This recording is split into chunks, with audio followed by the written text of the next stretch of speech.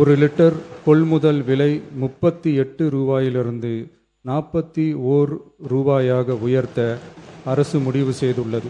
Chennai, Stanley, Tirunelveli, Thoothukudi, Chengalpattu, Thiruvarur, Dharmapuri மற்றும் கன்னியாகுமரி ஆகிய 7 அரசு மருத்துவக் கல்லூரி மருத்துவமனைகளில் முதலமைச்சரின் விரிவான மருத்துவ காப்பீட்டு திட்டத்தின் கீழ் வழங்கப்படும்.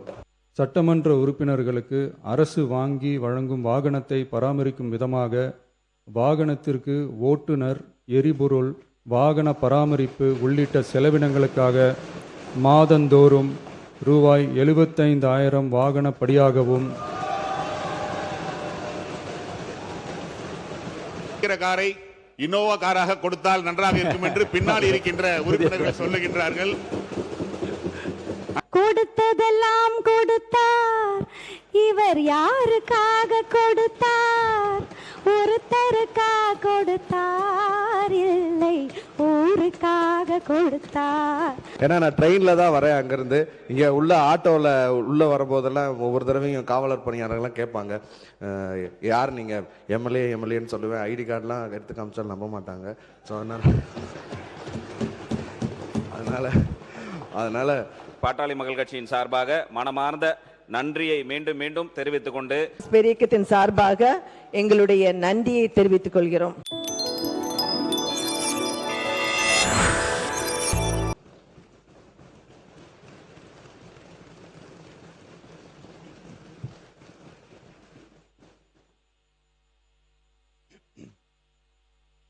மாண்புமிகு பேரவைத் தலைவர் அவர்களே, உலகில் தான் உற்பத்தி செய்யும் பாலை தனது சந்ததிகளுக்கு மட்டுமின்றி மனிதர்கள் உள்ளிட்ட பிற ஜீவராசிகளுக்கும் வழங்கி உயிரை காக்கும் பசுவை தெய்வமாக போற்றி வளர்த்து வருவது நமது பாரம்பரியத்தின் சிறப்பு.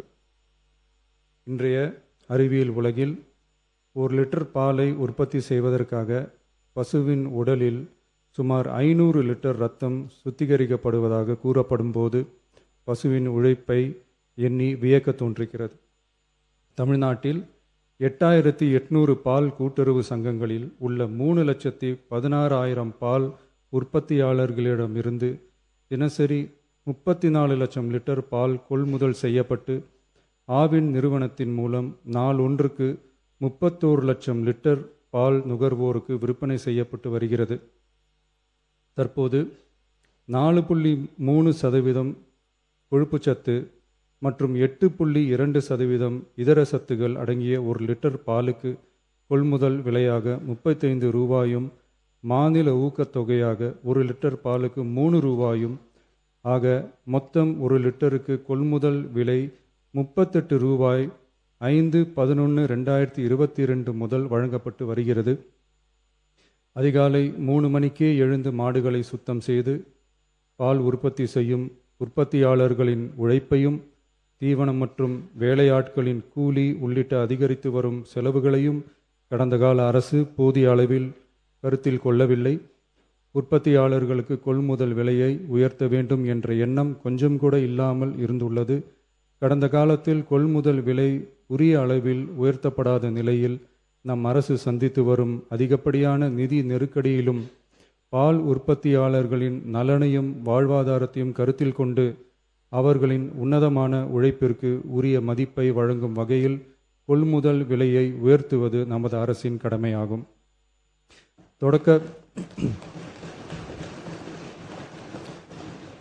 தொடக்க பால் உற்பத்தியாளர்கள் கூட்டுறவு சங்கங்களில் பால் வழங்கும் 3,16,000க்கு மேலான பால் உற்பத்தியாளர்கள் பயனடையும் வகையில் பால் கொள்முதல் விலையை லிட்டர் ஒன்றுக்கு கூட்டுறவு சங்கம் மூலமாக 1 ரூபாய் உயர்த்தவும், மேலும் அரசு ஊக்கத்தொகை 3 ரூபாயிலிருந்து 5 ரூபாயாக உயர்த்தவும் ஆக மொத்தம் 1 லிட்டர் கொள்முதல் விலை 38 ரூபாயிலிருந்து 41 ரூபாயாக உயர்த்த அரசு முடிவு செய்துள்ளது. இந்த கொள்முதல் விலை உயர்வால் கூடுதலாக ஒரு மாதத்திற்கு ரூபாய் 30 கோடியும் ஒரு ஆண்டிற்கு 360 கோடியும் செலவாகும்.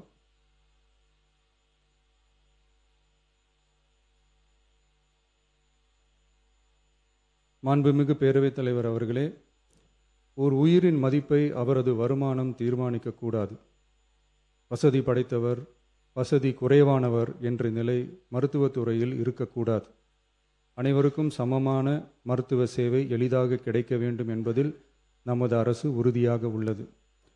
மருத்துவம் என்பது சலுகை அல்ல, ஒவ்வொரு மனிதனின் அடிப்படை உரிமை. ஒரு மனிதனின் உயிரை காப்பாற்றுவதில் தாமதமாகும் ஒவ்வொரு நொடியும் மிக கொடியது.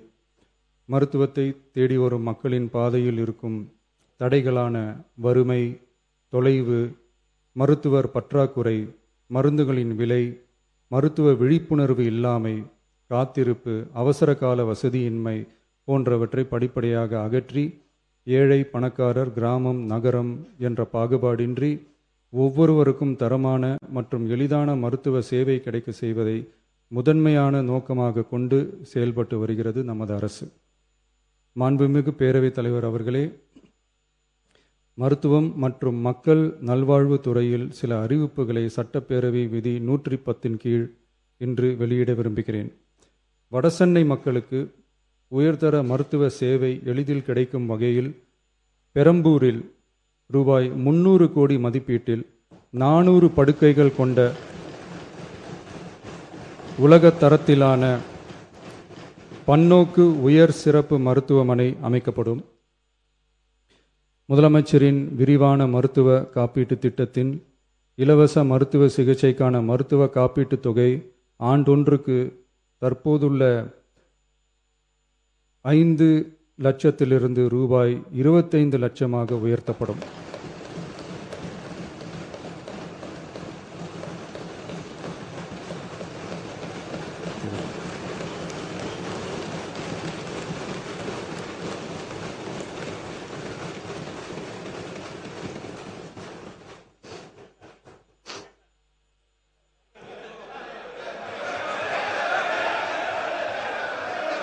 நீங்க படிங்க உட்காருங்க. மாநில உறுப்பினர் ஆசிரியர் உட்காருங்க. பேரவை முன்னவர் உட்காருங்க. அப்புறம் எடுக்கலாம், உட்காருங்க.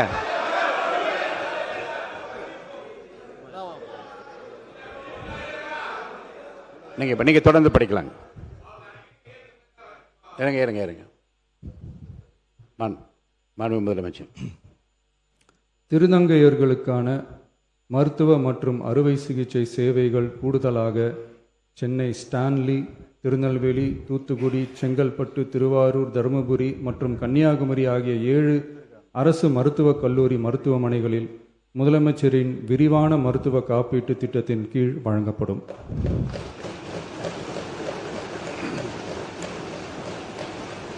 தமிழ்நாட்டில் 2014 ஆண்டிற்கு பிறகு புதிய அரசு செவிலியர் கல்லூரிகள் தொடங்கப்படாத நிலையில் தரமான மருத்துவ சேவைக்கு தேவையான செவிலியர், மருந்தியல் மற்றும் துணை மருத்துவ பணியாளர்களை உருவாக்கும் வகையில் அரசு மருத்துவக் கல்லூரிகளில் ரூபாய் 351 கோடி மதிப்பீட்டில் கூடுதல் மாணவர் சேர்க்கை இடங்கள் உருவாக்கப்படும். 7 புதிய அரசு செவிலியர் கல்லூரிகள் தொடங்கப்பட்டு 660 பிஎஸ்சி செவிலியர் மாணாக்கர் இடங்கள் உருவாக்கப்பட்டு ஏற்கனவே உள்ள செவிலியர் கல்லூரிகள் மற்றும் செவிலியர் பள்ளிகளில் கூடுதலாக 1925 கூடுதல் மாணாக்கர் இடங்கள், எண்முறை மருத்துவம் உள்ளிட்ட 12 துணை மருத்துவ படிப்புகளில் 2778 மாணாக்கர் இடங்கள்,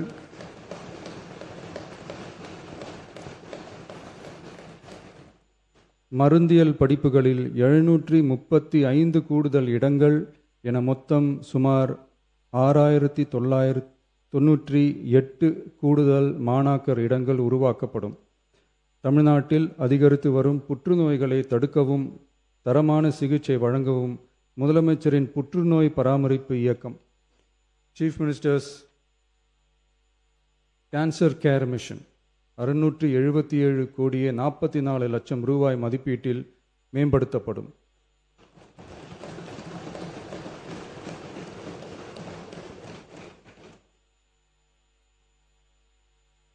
சென்னை ராஜீவ்காந்தி அரசு பொது மருத்துவமனையில் 471 கோடியே 80 லட்சம் ரூபாய் மதிப்பீட்டில் G+14 தளங்களுடன் ஒருங்கிணைந்த புற்றுநோய் சிகிச்சை பிரிவு அமைக்கப்படும். மேலும் 5 மண்டல புற்றுநோய் மையங்கள் regional cancer care centres Thanjavur, Coimbatore, Madurai, Tirunelveli மற்றும் விழுப்புரம் ஆகிய மருத்துவக் கல்லூரி மருத்துவமனைகளில் நிறுவப்படும். முதற்கட்டமாக மதுரை ராஜாஜி மருத்துவமனையில் ரூபாய் 84 கோடியில் G+8 தளங்களுடன் மண்டல புற்றுநோய் மையம் தொடங்கப்படும். ரொபாட்டிக் அறுவை சிகிச்சை லீனியர் ஆக்சிலரேட்டர் லீனாக், கதிர்வீச்சு, நவீன கருவிகள், இலக்கு மற்றும் நோய் எதிர்ப்பு சிகிச்சைகளுக்காக அரசு மருத்துவக் கல்லூரி மருத்துவமனைகளுக்கு 106 கோடியே 17 லட்சம் ரூபாய் வழங்கப்படும். மருத்துவர்களுக்கு பயிற்சியும் நோயாளிகளுக்கு ஊட்டச்சத்து ஆதரவும் 2 கோடியே 77 லட்சம் ரூபாய் அளிக்கப்படும். மேலும் தருமபுரி, விழுப்புரம், திருவண்ணாமலை, பெரம்பலூர் மற்றும் அரியலூர் ஆகிய மாவட்டங்களில் 1.22 லட்சம் பெண்களுக்கு 8 கோடியே 70 லட்சம் ரூபாய் மதிப்பீட்டில் HPV DNA பரிசோதனை மேற்கொள்ளப்படும். மொத்தம் 673 கோடியே 44 லட்சம் ரூபாய் மதிப்பீட்டில் புற்றுநோய் தாக்கத்திலிருந்து மக்களை காக்கும் வகையில் பல்வேறு பணிகள் மேற்கொள்ளப்படும்.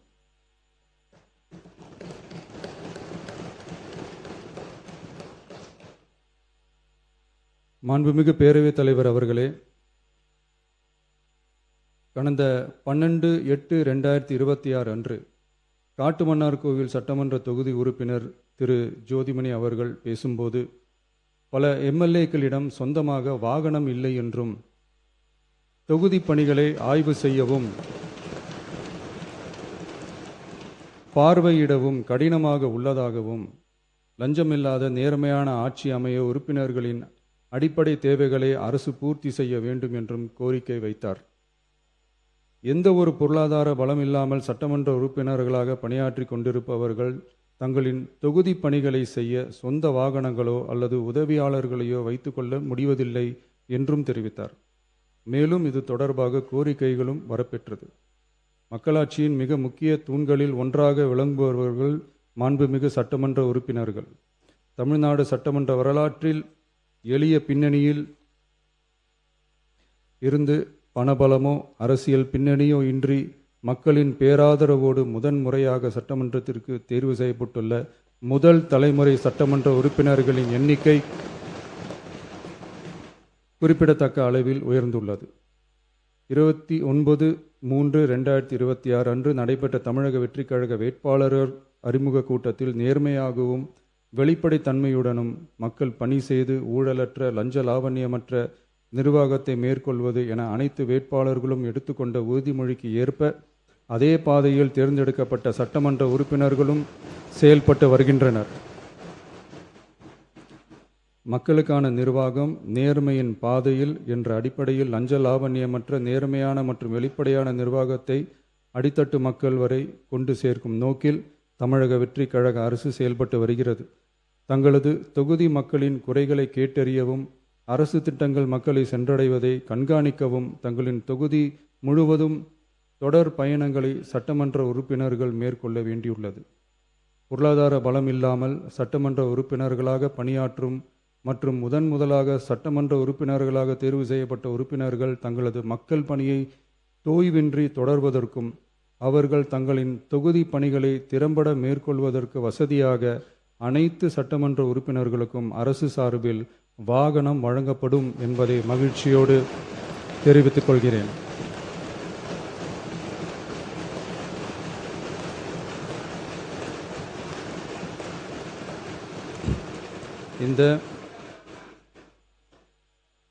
இந்த அறிவிப்பு சட்டமன்ற உறுப்பினர்கள் தங்களின் பயண தேவைகளுக்காக பிறரை சார்ந்து இருப்பதை தடுத்து அவர்கள் எவ்வித சமரசமும் இன்றி சுதந்திரமாகவும் நேர்மையாகவும் தங்களின் தொகுதிக்கு உட்பட்ட கிராமப்புற மற்றும் தொலைதூர பகுதிகளுக்கு எளிதாக பயணம் செய்து தொகுதி முழுவதும் உள்ள மக்களை நேரடியாக சந்தித்து அவர்களின் குறைகளுக்கு தீர்வு காண வழிவகுக்கும். அதோடு மட்டுமின்றி சட்டமன்ற உறுப்பினர்களின் பொருளாதார சுமையை குறைத்து கடைக்கோடி மக்களுக்கு லஞ்ச லாவண்யமற்ற நேர்மையான மற்றும் வெளிப்படையான நிர்வாகத்தை அளிக்கவும் உதவும். மேலும் சட்டமன்ற உறுப்பினர்கள் தங்களது தொகுதி சார்ந்த பல்வேறு பணிகளை மேற்கொள்ள ஏதுவாக சட்டமன்ற உறுப்பினர்கள் ஒரு உதவியாளரை நியமித்துக் கொள்வது அவசியம் என கருதப்படுகிறது.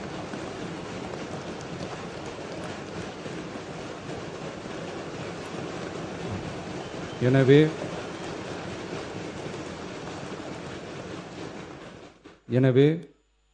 சட்டமன்ற உறுப்பினர்களுக்கு அரசு வாங்கி வழங்கும் வாகனத்தை பராமரிக்கும் விதமாக வாகனத்திற்கு ஓட்டுநர், எரிபொருள், வாகன பராமரிப்பு உள்ளிட்ட செலவினங்களுக்காக மாதந்தோறும் ரூபாய் 75,000 வாகன படியாகவும்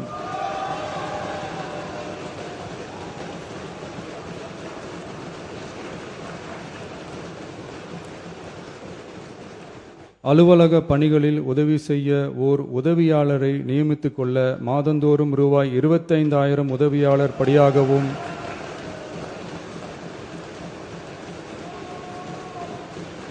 வழங்கப்படும். இதற்காக உரிய சட்டத்தில் திருத்தங்கள் மேற்கொண்டு ஆணைகள் வெளியிடப்படும் என்பதையும் தெரிவித்துக் கொள்கிறேன். நன்றி.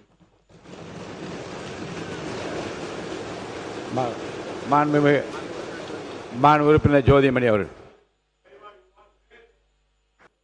உறுப்பினர் ஜோதிமணி அவர்கள் பேசுங்க. மாண்புமிகு பேரவைத் தலைவர் அவர்களே, தமிழக முதல்வர் அவர்களே மற்றும் அமைச்சர் பெருமக்களே, எதிர்க்கட்சி தலைவர் அவர்களே மற்றும் சட்டமன்ற உறுப்பினர்களே, உங்கள் அனைவருக்கும் ஐயா தென்னாட்டு அம்பேத்கர் இளைய பெருமாள் நல்லாசியுடன் அண்ணன் தொல் திருமாவளவன் அவர்களின் ஆசீர்வாதத்துடன் என்னுடைய கன்னி பேச்சில் நான் வைத்த கோரிக்கையை ஏற்று அனைத்து சட்டமன்ற உறுப்பினர்கள் என்ற கோரிக்கையின் அடிப்படையில் நான் எனக்காக கேட்கவில்லை, இருந்தாலும் வருகின்ற சட்டமன்றத்தில் இருக்கின்ற அனைத்து உறுப்பினர்களும் இதை பயன்படுவார்கள் என்ற பரந்த மனப்பான்மையோடு நான் கேட்டதை நிறைவேற்றி தந்த ஐயா முதல்வர் அவர்களுக்கும் பேரவை தலைவர் அவர்களுக்கும் மற்றும் உறுப்பினர்களுக்கும் என் மனமார்ந்த நன்றியை தெரிவித்துக் கொள்கிறேன். நன்றி, வணக்கம். மாண்புமிகு உறுப்பினர் திருமதி தாரகை பட் அவர்கள். மாண்புமிகு பேரவைத் தலைவர் அவர்களே, உண்மையிலேயே புல்லரிக்கக்கூடிய ஒரு விஷயமாக மனதிற்கு ஒரு என்ன சொல்றது, இன்னைக்கு நிறைய பேர் ஃபர்ஸ்ட் டைமா எம்எல்ஏ வந்திருக்காங்க, பொருளாதாரம் பின்பலம் இல்லாத ஒரு இடத்துல இருந்து வந்திருக்கிறாங்க. அவர்களுக்கெல்லாம் இன்றைக்கு நமக்கு இன்னைக்கு ஒரு காரு, சட்டமன்ற உறுப்பினர்களுக்கான காரு, டிரைவருக்கான சேலரி, பிளஸ் அந்த இது உதவியாளர்களுக்கான சேலரி எல்லாம் கவர்மெண்ட்டே நம்ம அரசாங்கம் கொடுக்குன்னு சொல்ற டைம்ல எதிர்கட்சியில இருக்கிறவங்களுக்கும் இது உண்மையிலேயே சந்தோஷமாக தான் இருக்கும். அவங்களுக்கு வெளிப்படுத்த முடியாது, அது எனக்கு தெரியும். நாங்களும் அங்க இருந்தாலும் இதுதான் பண்ணியிருப்பாங்க யார் இருந்தாலும். எனவே இது மாண்புமிகு முதலமைச்சர் அவர்களுக்கு என்னுடைய வணக்கத்தையும் வாழ்த்துக்களையும் தெரிவித்துக் கொள்கிறேன்.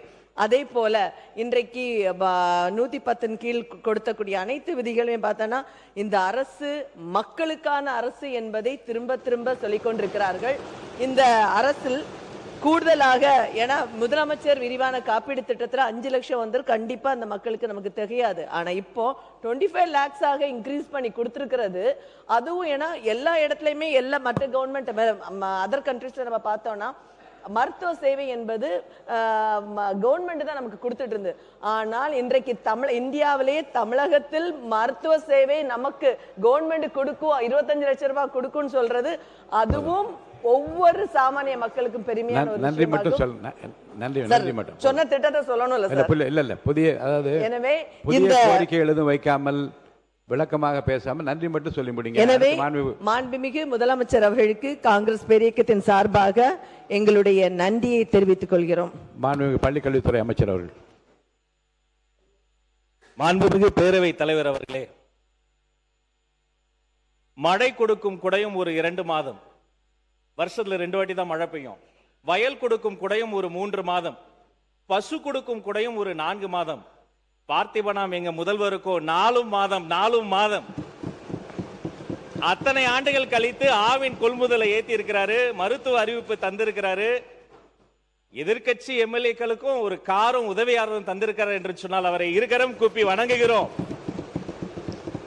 இது எம்எல்ஏக்களுக்கு மட்டும் இல்ல, மறைமுகமா எத்தனை பேருக்கு பயன் தரும் பாருங்க. ஓட்டுநர்களுக்கு வேலை, உதவியாளர்களுக்கு வேலை, சுற்றி சுற்றி பம்பரமாய் வேலை செய்வதற்காக ஒரு மிகப்பெரிய வாகனத்தை தந்திருக்கிறார். என்ன தருவார், எதை தருவார் என்றுவர் எண்ணும் முன்னே பொன்னை தருவார், பொருளை தருவார். போதாது என்றால் தன்னையே தரக்கூடிய தமிழ்நாடு முதல்வருக்கு நன்றி நன்றி நன்றி. மாண்புமிகு உறுப்பினர் திருமதி சத்யபாமா அவர்கள். மாண்புமிகு பேரவைத் தலைவர் அவர்களுக்கு எனது பணிவன்பான வணக்கங்களை தெரிவித்துக் கொண்டு 110 விதியின் கீழ் இன்றைக்கு சட்டமன்ற உறுப்பினர்களுக்கு வாகனம் எல்லாம் கொடுத்து இன்றைக்கு மக்களுக்காக பணியாற்ற வேண்டும், எந்த விதத்திலையும் அவர்களுடைய பணிகள் தொய்வு ஏற்படக்கூடாது என்பதை கருத்தில் கொண்டு இன்றைய தினம் மாண்புமிகு முதலமைச்சர் வெற்றி தளபதி அவர்கள் இன்றைக்கு சட்டமன்ற உறுப்பினர் அவர்களுக்கெல்லாம் ஒரு இன்ப அதிர்ச்சியை வழங்கி இருக்கிறார்கள். அவர்களுக்கு முதல்கண் என் நன்றி கலந்த வணக்கங்களை தெரிவித்துக் கொண்டு, சற்று முன்னால் இந்த அவையிலே நுழைந்த பொழுது மாண்புமிகு முதலமைச்சர் அவர்களுக்கு நான் ஒரு கோரிக்கையை கொடுத்தேன். அந்த கோரிக்கையை வாங்கின உடனே இந்த பிரச்சனை 2 நாளைக்கு முன்னாலேயே என்னுடைய கவனத்திற்கு வந்தது. திருப்பூர்ல இருக்கக்கூடிய அந்த குப்பை பிரச்சனை என்னுடைய கவனத்துக்கு வந்தது என்று ஒன்னொன்னு அவர் மனசுல வச்சிருக்காங்க. ஆகவே அவர்களுக்கு இந்த தருணத்திலே ஒட்டுமொத்த தமிழக மக்கள் சார்பாகவும் இங்கே இருக்கக்கூடிய உறுப்பினர்கள் சார்பாகவும் மனமார்ந்த நன்றியையும் வாழ்த்துக்களையும் தெரிவித்துக் கொள்கிறேன். மாண்புமிகு பால்வளத்துறை அமைச்சர் அவர்கள்.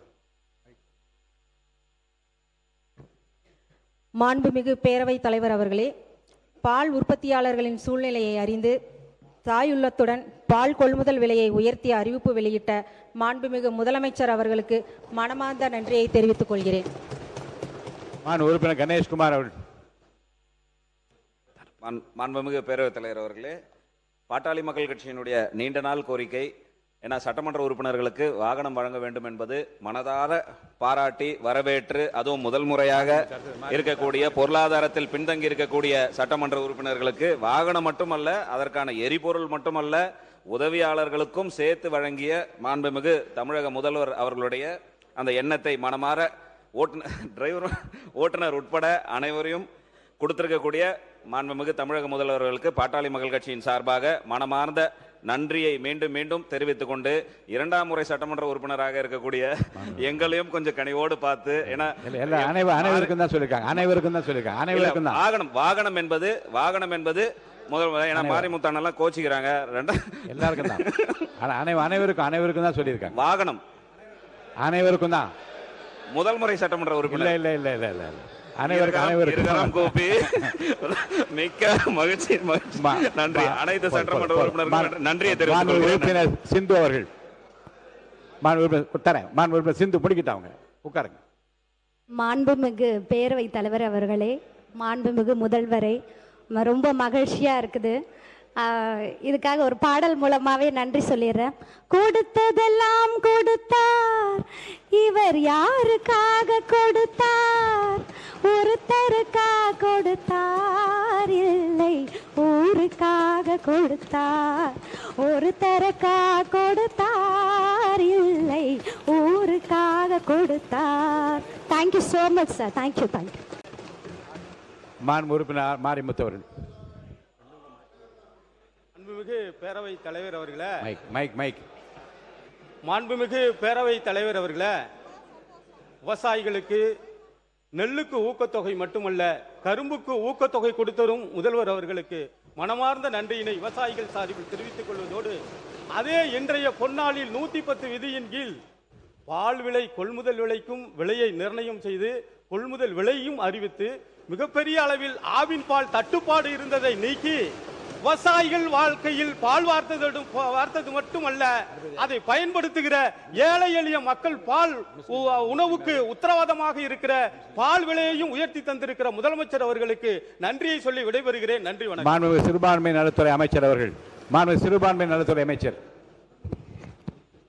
மாண்புமிகு பேரவைத் தலைவர் அவர்களே, மாண்புமிகு முதலமைச்சர் அவர்களே, மாண்புமிகு சட்டப்பேரவை உறுப்பினர்களே, ஒரே நாளில் இவ்வளோ இன்பதிர்ச்சியை கொடுத்தா எப்படி எங்களுக்கு தாங்கிறதுனே தெரியல.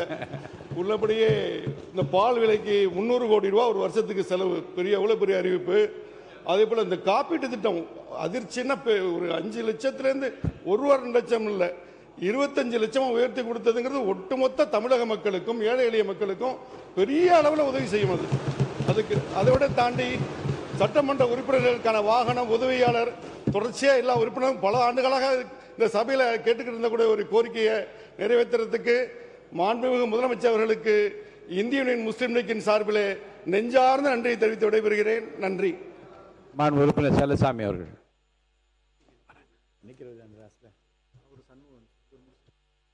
உரிய நாளிலே 110 விதியின் கீழ் நெல்லுக்கு விலை, கரும்புக்கு விலை, அதேபோன்று இன்றைக்கு மருத்துவத்துறையிலே அதிகமான இடங்கள் உட்பட, அதேபோன்று கல்லூரியிலே சேர்க்கை உட்பட அப்படிப்பட்ட அறிவிப்பு எல்லாம் அறிவிக்கப்பட்டு இன்றைக்கு பால் விலைக்கு கூட, பால் கொள்முதல் விலைக்கு கூட அதிகமான விலையை அறிவித்திருக்கக்கூடிய முதலமைச்சர் அவர்களுக்கு மார்க்சிஸ்ட் கம்யூனிஸ்ட் கட்சியின் சார்பில் நன்றியை தெரிவித்துக் கொள்கிறேன். வாகனம் சம்பந்தமாக அனைவருக்கும் கொடுக்கப்பட்டு சொல்லியிருக்கக்கூடிய அந்த விஷயம் இன்பமாக இருக்கிறது. மார்க்சிஸ்ட் கம்யூனிஸ்ட் கட்சியை பொறுத்தவரையில் ஏற்கனவே முன்காலத்தில் அவர்களுக்கு ஊதியம் உயர்த்தப்படுகின்ற நேரத்திலும் இது போன்ற சலுகைகளை கொடுக்கின்ற நேரத்திலும் மக்களுடைய வரிப்பணத்திலிருந்து கொடுப்பது என்பது அதிகமாக ஏற்புடையது இல்லை என்பதை சொல்லுவோம். ஆனால் ஒட்டுமொத்தமாக இந்த முதலுடைய மனதார இந்த எண்ணத்தை என்பது பாராட்டுகின்றோம். எங்கள் கட்சியுடைய நிலைப்பாடு சம்பந்தமாக என்ன என்று கேட்டு அதை நாங்கள் உட்படுவோம் என்று சொல்லி வாழ்த்தி உங்களுடைய அறிவிப்புக்கு நன்றி கூறி என்னுடைய உரையை முடிக்கிறேன். மாண்பு உறுப்பினர் திரு எஸ் காமராஜ் அவர்கள். மாண்புமிகு பேரவைத் தலைவர் அவர்களே, நம்முடைய மாண்புமிகு முதலமைச்சர் அவர்கள் 110 விதியின் கீழ் அறிவித்திருக்கிற ஒவ்வொரு திட்டங்களும் அற்புதமான திட்டங்கள். முதலில் விவசாயிகளுக்கு ஊக்கத்தொகை. இன்றைய காலை பால் கொள்முதல் என்றவுடன் எங்களுடைய தொகுதியில் போகிற போக்கெல்லாம் மன்னாரில் மிகப்பெரிய பால் உற்பத்தியாளர்கள் கூட்டுறவு சங்கம் இருக்கிறது. மிகப்பெரிய சங்கம் அது. மன்னாரில் இருக்கிற பால் உற்பத்தியாளர் சங்கம், தமிழகத்தில் இருக்கிற பால் உற்பத்தியாளர் சங்கங்கள் அது ஒரு சொல்லிக் கொள்ளுகிற சங்கம். அங்கே பால் உற்பத்தியாளர்கள்லாம் முதலமைச்சரிடம் நீங்கள் சொல்லுங்கள், நீங்கள் பேசும்போது முதலமைச்சர் உற்று நோக்குகிறார், சிரிக்கிறார், அவரிடம் சொல்லுங்கள் என்று கோரிக்கை வைத்தார்கள். அந்த கோரிக்கையை நிறைவேற்றி கொடுத்திருக்கிற உங்களுக்கு எனது நெஞ்சார்ந்த நன்றியினை மன்னார்குடி சட்டமன்ற தொகுதியின் சார்பாக தெரிவித்துக் கொள்கிறேன். இன்றைக்கு அறிவித்திருக்கிற 110 விதி அற்புதமான திட்டம். இப்போ கூட சொன்னாங்க 2 நாளைக்கு முன்னாடி முதல் சட்டமன்ற உறுப்பினர், எல்லாரும் ஆச்சரியப்பட்டாங்க. இங்கே வந்து நம்முடைய முதலமைச்சர் அனைத்து சட்டமன்ற உறுப்பினர்களுக்கும் கார் உதவியாளர் என்று சொன்னவுடன், டிரைவர் என்று சொல்லவுடன் உள்ளபடியே அனைவரும் சந்தோஷமாக இருக்கிறார்கள். நிறைய பேர் 4 கார் 5 கார் 3 கார்லாம் இருக்கு, என்னகிட்டையும் கார் இருக்கு. ஆனால் நம்முடைய அரசு கார், முதலமைச்சர் கொடுத்த காரில் செல்றோங்கிற பெருமையோட நாளையிலிருந்து நான் என் தொகுதிக்கு செல்லுவேன். என்னிடையும் 3-4 கார் இருக்கு. ஆனால் நம்முடைய தமிழ்நாடு முதலமைச்சர் கொடுத்திருக்கிற காரில் தொகுதியை சுற்றி வரும்போது அதற்கு இருக்கிற ஒரு கெத்து, அந்த எம்எல்ஏ கெத்து, முதலமைச்சர் அவர்களுக்கு நெஞ்சார்ந்த நன்றியை தெரிவித்துக் கொள்கிறேன். வணக்கம். சண்முகன்.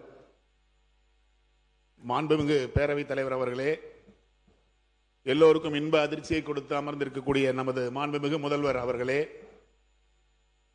கோரிக்கை நியாயமான கோரிக்கையாக இருந்தால் அது மக்களிடம் இருந்து வந்தாலும் சரி, சட்டமன்ற உறுப்பினர்கள் வந்தாலும் சரி, உடனடியாக நிறைவேற்றப்படும் என்பதை மீண்டும் ஒரு முறை நமது முதல்வர் அவர்கள் நிரூபித்திருக்கின்றார்கள். அறம், நேர்மை, மக்கள் நலம் ஆகிய 3 அடிப்படையில் தமிழகத்தை தாங்கி பிடிக்கின்ற முதல்வர் நமக்கு கிடைத்திருக்கின்றார்கள் என்ற பெருமையோடு அவர்களுக்கு எனது நன்றியை தெரிவித்துக் கொள்கின்றேன்.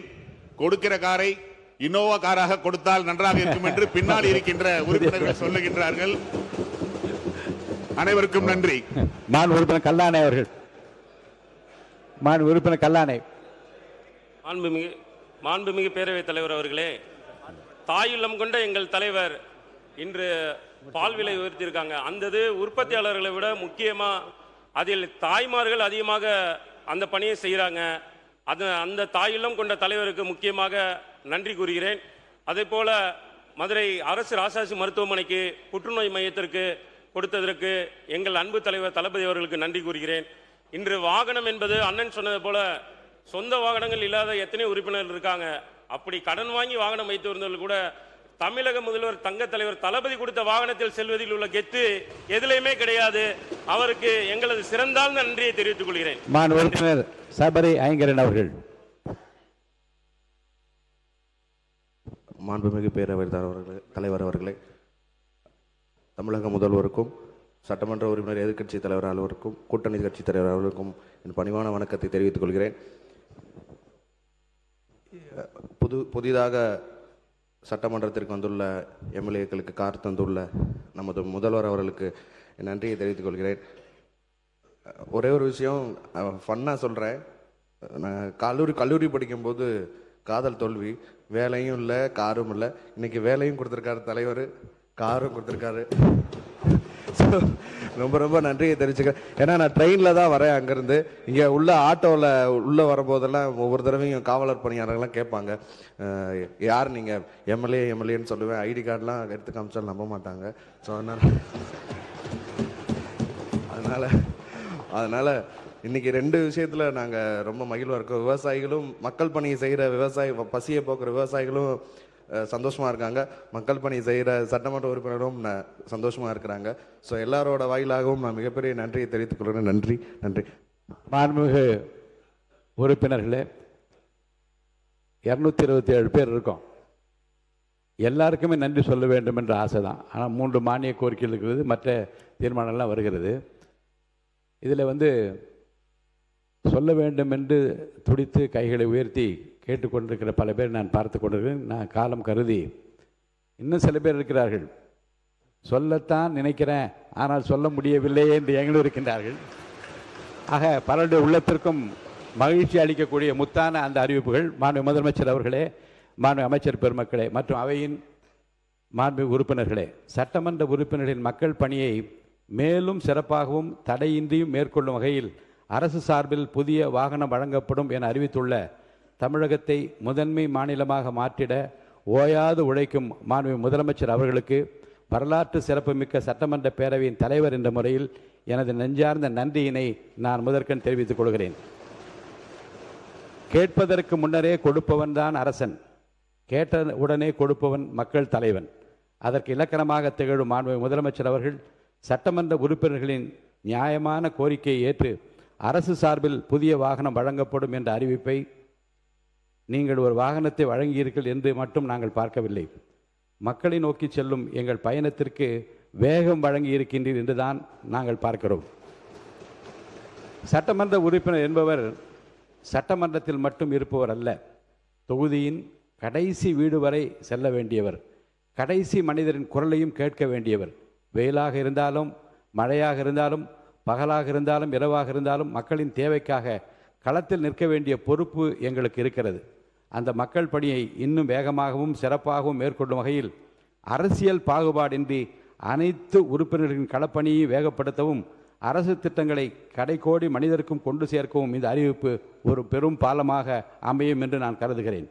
இந்த வாகன வசதியை வழங்கியிருப்பது மக்களுக்காக களத்தில் நிற்கும் மக்கள் பிரதிநிதிகளின் கரங்களை இந்த அரசு எப்போதும் வலுப்படுத்தும் என்பதற்கான மாண்பு முதலமைச்சர் அவர்களின் அரசின் ஒரு முக்கியமான அடையாளமாகும்.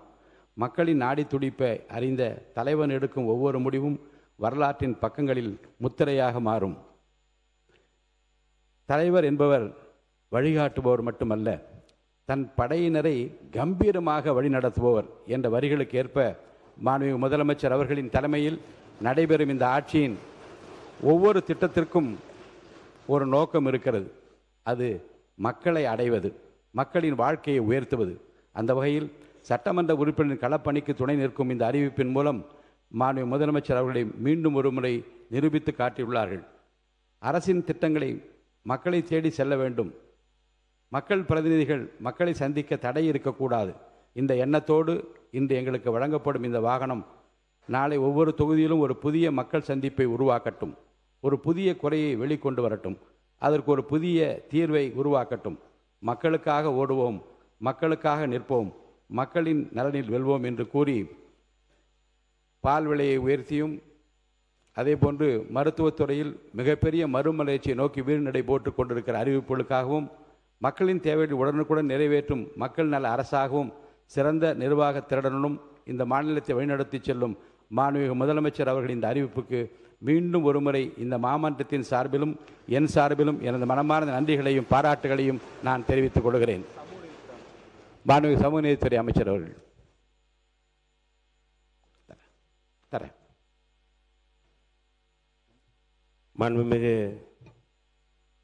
முதல்வர் அவர்களே, மாண்புமிகு சட்டப்பேரவை தலைவர் அவர்களே, இன்றைக்கு இந்த அறிவிப்பு ஒரு வரலாற்று சிறப்புமிக்க அறிவிப்பு. மாண்புமிகு பேரவைத் தலைவர் அவர்கள் சொன்னதைப் போல இந்த அவையில் ஒரு தலைவனுடைய கண்ணியத்தை அல்லது தலைவனுடைய செயல்பாட்டை இந்த நாடே மெச்சிக்கக்கூடிய வகையில் நம்முடைய மாண்புமிகு முதல்வர் அவர்கள் அறிவித்த இந்த அறிவிப்பு மிக முக்கியமான அறிவிப்பு, வரலாற்று சிறப்புமிக்க அறிவிப்பு.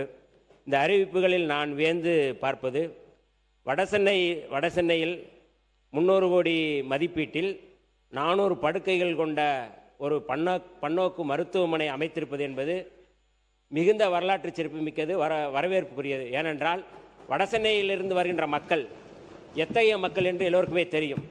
அவர்கள் இங்கே வந்து ராஜீவ்காந்தி மருத்துவமனையாக இருக்கட்டும், இல்லை ஸ்டான்லியாக இருக்கட்டும், இல்லை வேறு பகுதிக்கு போவது என்பது எப்படிப்பட்ட நெருக்கடியில் இருக்கிறார்கள் என்று தெரியும். இன்றைக்கு வடசென்னை மக்களே குளிர்ந்து போகின்ற வகையில் அவர்கள் இந்த 5 லட்சம் அந்த காப்பீடு கூட எத்தனையோ முறை வந்து எங்களுடைய தலைவர் எழுச்சி தமிழர் அவர்கள்ட்ட கூட சொல்லுவாங்க, இந்த 5 லட்சம் காப்பீடை வந்து கொஞ்சம் கூடுதலாக சொல்லுங்கள், அல்லது அந்த 5 லட்சத்துக்கு எங்களுக்கு காணலை, கொஞ்சம் நீங்கள் நிதி கொடுங்க அப்படின்னு சொல்லி கேட்பார்கள். ஆனால் அதை உணர்ந்து மாண்புமிகு முதல்வர் அவர்கள் 5 லட்சத்தை 25 லட்சமாக உயர்த்தி இருக்கிறார்.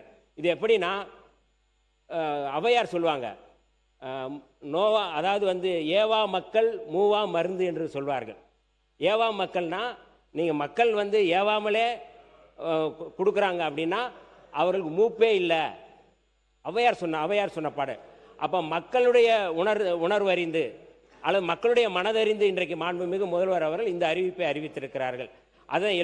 அதாவது நல்லோருக்கும் பெய்யும் மழை எல்லோருக்கும் என்று சொல்வார்கள். அதே போல் இன்றைக்கு எல்லோருக்குமே பெய்திருக்கு. இந்த அறிவிப்பு வந்து ஒருத்தருக்கு மட்டுமல்ல, ஒரு கட்சிக்காரர்களுக்கு மட்டுமல்ல, எல்லோருக்கும் பயன்படக்கூடிய வகையில் இதை அறிவித்திருக்கிறார்கள். பால் கொள்முதலாக இருக்கட்டும், அல்லது இந்த வடசென்னை அறிவிப்பாக இருக்கட்டும், கார் அறிவிப்பாக இருக்கட்டும், கூடுதலாக வந்து ரொம்ப முக்கியமாக நான் விழுப்புரம் மாவட்டத்தில் வந்து எங்களுடைய தொகுதி திண்டிவனம் தொகுதி விழுப்புரம் பகுதியில் புற்றுநோய் வந்து அதிகமாக இருக்குது அப்படிங்கிறது எங்களுடைய நாடாளுமன்ற உறுப்பினர் ரவிக்குமார் அவர்கள் பல முறை வந்து இது குறித்து நாடாளுமன்றத்தில் பேசியிருக்கிறாங்க.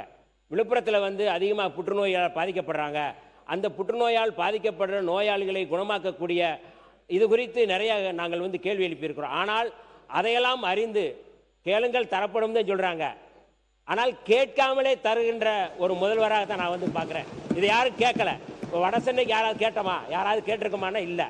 ஆனால் புற்றுநோய் தொடர்பாக, புற்றுநோய் தடுப்பு மையம் தொடங்குவது தொடர்பாக, அது அறிவிப்பு தொடர்பாக யாராவது கேட்டிருக்கிறோமா? இல்லை. அப்போ ஒரு பைபிளில் சொன்ன வசனத்தை விட கேட்காமலே தரக்கூடிய ஒரு மாண்புமிகு முதல்வர் அவர்கள் நமக்கு கிடைத்திருக்கிறார்கள்.